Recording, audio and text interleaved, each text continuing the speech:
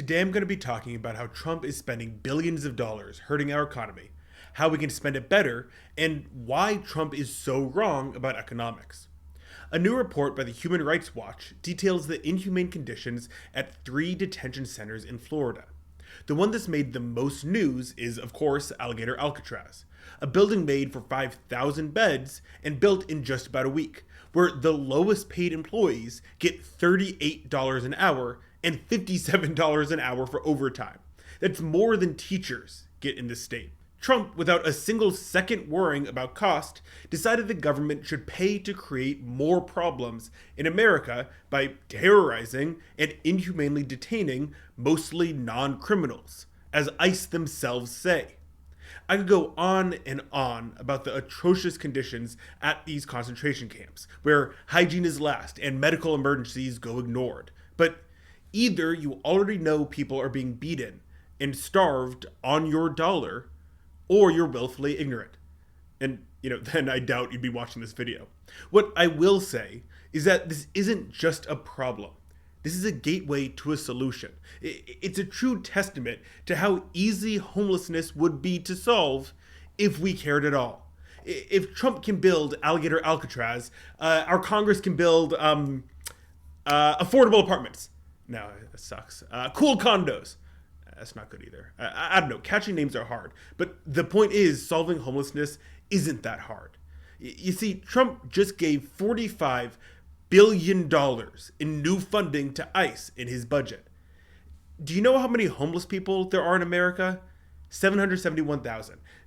If we literally just divided that up to each person, they'd get $58,000 to restart their life with and contribute to, now thanks entirely to Trump, a shrinking American economy. If we can spend $45 billion hurting people, we can spend that much helping them. And in this case, ending homelessness would actually result in a budget cut. Not just because we need fewer resources imprisoning people, but because estimates show that it would only cost about $33 billion to end homelessness. And that money could be recuperated by increased tax revenues from a now larger economy. It's crazy. Helping people helps everyone. But let's talk more about Trump's budget, because most people know that it'll hurt most people and help the rich. I mean, Trump's solution to homelessness is literally to arrest homeless people. He allows BlackRock to buy up all of our homes, to create artificial scarcity in the market, to drive up prices, then kicking people out onto the street. They then make being on the street illegal and put you into BlackRock's private prisons. They make a profit off evicting you, then make a profit off imprisoning you. When the American public knows that Trump's ideas are that bad, how embarrassing is it that Democrats can't earn their vote? And it's because Democrats aren't offering a real alternative.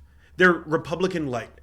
To most Americans, the Republicans represent the military-industrial complex with a Confederate flag. And the Democrats represent the military-industrial complex, but with a pride flag. The Democrats will still allow corporations and the elite to scam Americans, just maybe a little bit less and with a few more social services. But because Democrats accept the belief that we can't just help people, that we need to allow some people to be destitute, and are unwilling to piss off the lobbyists by committing to real change, they're missing a huge section of Americans that are disillusioned with the old rules of politics. Since the dawn of politics, every time you suggested using the government to, help people, the standard response was, how are we going to pay for it? Which, of course, makes sense. But this isn't an effective counter anymore. After seeing the ridiculous sums of money being thrown around, we've seen the artificial hierarchy we're being kept in, and the problems we could just end.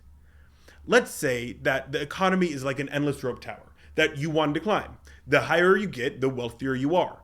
Some people suggest that digging an endless pit under the tower and removing rope will get people to climb faster. They think you should encourage growth in the economy by ensuring there are people who remain impoverished, and that success will be difficult to attain. This is obviously ridiculous. Having a pit you can fall into and removing safety nets doesn't motivate people to climb faster. It just makes mistakes more deadly. and more common, which actually causes people to climb slower. When we dig a pit under the tower or in the real world allow people to fall into poverty, people don't want to take risks like jumping to the next rope or starting a business, something politicians say they want to encourage. The myth that we need to allow for homelessness and poverty is a product of big business. They want a stock of impoverished, unemployed people constantly clamoring to take your job so you are more willing to work for cheap and long hours. In order to do this, they take advantage of our bivalent framework of the universe to make us accept poverty as natural and inevitable. We are conditioned to believe there are two sides on every coin. So for there to be good, there must be evil. If we have white, we must have black, and if there is to be prosperity, there must also be poverty. But that last one just isn't necessarily true. We can absolutely have prosperity and no poverty. But businesses don't want you to think that way. Economists see you as an input to production, a cost to be factored into the budget, and we want to minimize the budget. So we want you to value your labor as little as possible so we can buy it off you as cheaply as possible. If you believe your labor is the only way for you to survive, then you will sell it much more readily. If you believe poverty is an inevitability, then you will sell your labor much more readily. And if you believe it is a moral imperative for you to work, then you will sell your labor much more cheaply. So businessmen and the politicians they hire use our natural inclination to believe poverty must exist to create the system where making imaginary numbers larger is the real goal of our society, rather than our very real ability to feed and house and educate every person in this country. What people get wrong most often about economics is that it's not all about GDP. It's about the quality of life. If we're constructing our entire society around making big number go up, okay, great, but we hit the unyielding enemy to all economists, diminishing marginal returns. This curve basically represents happiness, or utility, and how much happiness you get with each candy bar. Let's say I'm sad. I'm at 0 happiness. One candy bar might do a lot for me.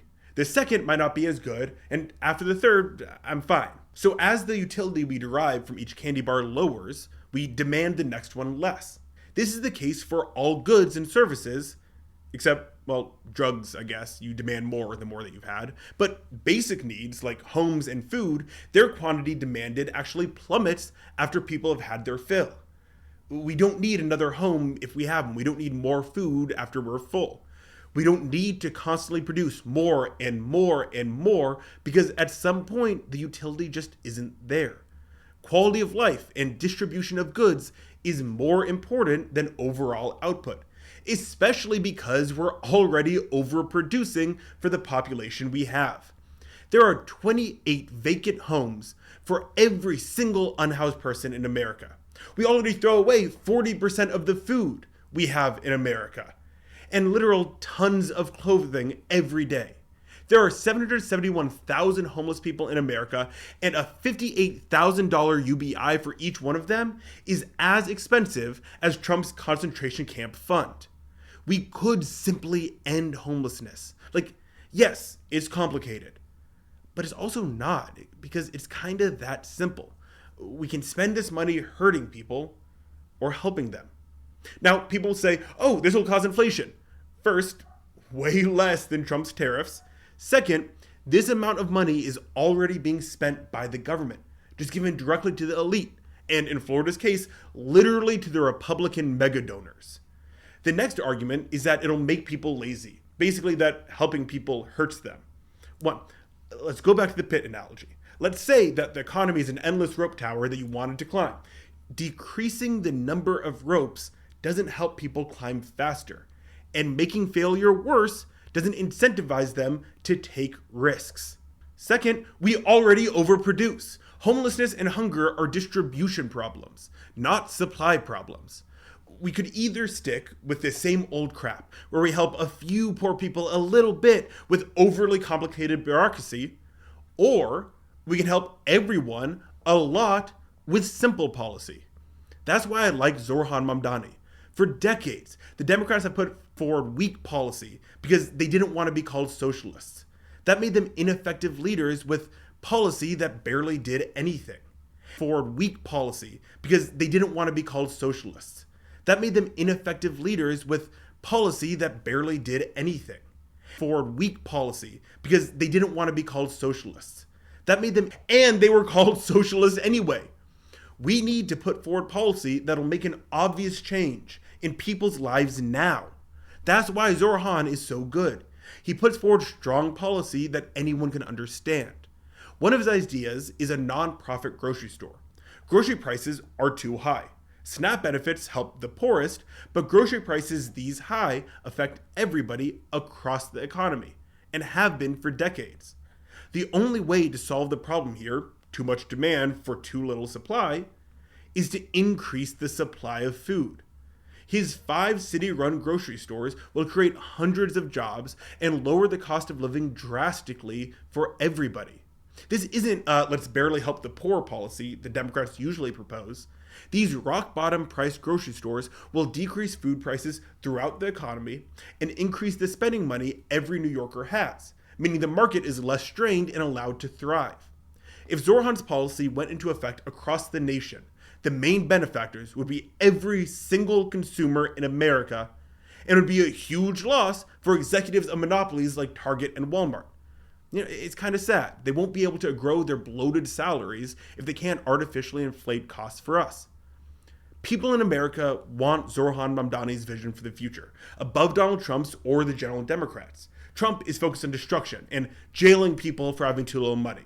The Democrats do nothing, and Zorhan is actually putting forward strong policies that'll help everyone. City-run grocery stores would relieve a major pain point for all Americans, and is a much better policy than $45 billion for concentration camps. If you agree, then you should make sure Zorhan Mamdani has a convincing victory in this election. Go to his website to donate or volunteer if you live in New York, and everybody should be supporting his content on social media. Please leave me a like and a follow if you like this content, it really helps. And if you think I'm an idiot, don't forget to tell me why in the comments. Thanks for watching, and have a great day.